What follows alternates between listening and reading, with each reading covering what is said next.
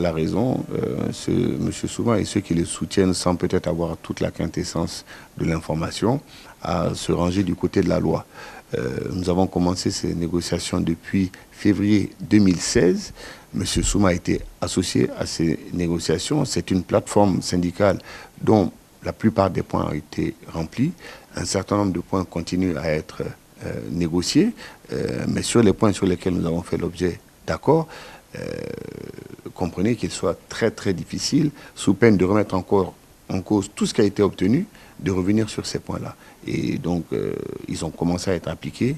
Nous souhaitons qu'ils continuent à l'être dans la sérénité et que sur les autres points, nous puissions continuer à discuter en espérant que M. Souma, cette fois-ci, sera en accord avec son syndicat. Okay. Nous avons fait le tour ce matin dans les écoles. Ils sont vides. Il y a des élèves, pas d'enseignants. Votre information n'est pas forcément complète. Il y a des écoles où il y a des enseignants et où il n'y a pas d'élèves. Donc, effectivement, il y a une psychose qui s'est mise en place puisque les gens ont peur des violences. Mais le gouvernement, certes, doit fonctionner en tenant compte de la réalité du terrain, mais aussi et surtout en évitant de se laisser distraire par des épiphénomènes et qui risquent de se répéter si jamais la loi n'est pas respectée. Vous savez, très souvent, on a l'impression qu'on a trouvé un remède, mais parfois le remède est pire que le mal. Accepter de négocier avec quelqu'un qui sort carrément du cadre de la loi dans toute sa rigueur et dans toute même sa sagesse, c'est ouvrir la voie à d'autres revendications du même type qui ne pourront qu'amener le désordre.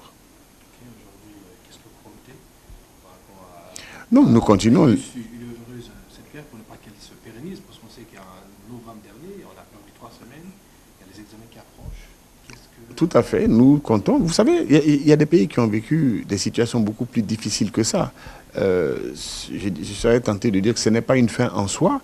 Il y a des moments comme ça où la rencontre ou le choc d'un certain nombre d'intérêts peut perturber le cours normal d'une année scolaire.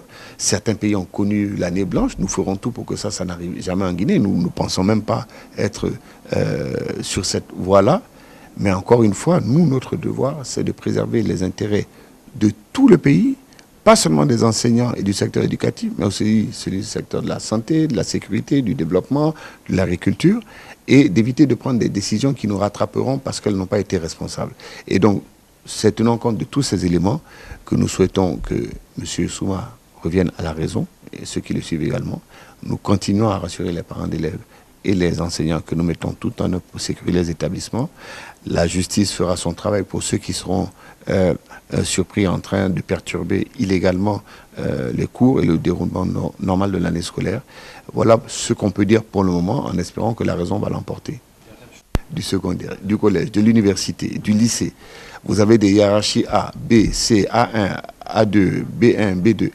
Donc déjà, en soi, même cette revendication semble fallacieuse. Mais ce n'est pas ça la question. Nous avons réglé cette question. Nous avons procédé à une augmentation de 40% payable en 2 ans avec plusieurs tranches. Nous avons pris l'engagement de rétablir la valeur monétaire du point d'indice. Donc ce sont des revendications qui ont fait l'objet d'un accord avec les syndicats auxquels appartient M.